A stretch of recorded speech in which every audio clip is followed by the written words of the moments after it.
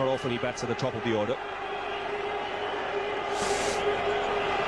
I think he's got used to such a contest of late, Yusuf Johanna.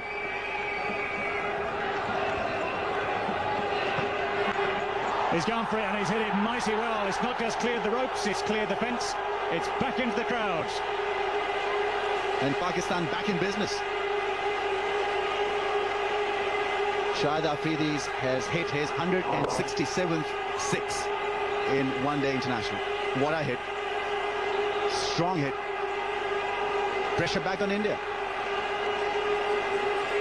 It's been that kind of a game, oscillating between two rivals. Well, it's 1,002 runs in sixes in one internationals. That's quite a fun fact, that. As Rami said, a quarter of his runs in one internationals have been made that way. He's always been an exciting player to watch.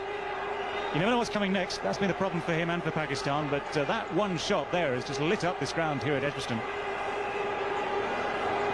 Well worth a try from Pathan, but it wasn't the result he wanted from it. That's over the top as well. That's a great shot. Well, it looks like Shahid Afridi wants to get this over and done with in a hurry. Beautiful striking. The power of the man, the power of the Pathan. Couple of big shots. This one even better than the first one.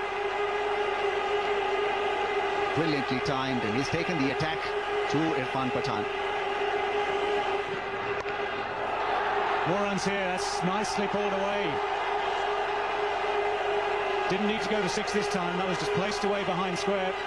Perfect start to the over for the chasing Pakistan team. Well, this counter-attack has spoiled Irfan Pathan's rhythm for sure. No need really to pitch the ball short to Shahid Afridi. You're better off pitching the ball up to him. That's a free hit. But Pakistan will take it. He's aimed it at long on. He's found him.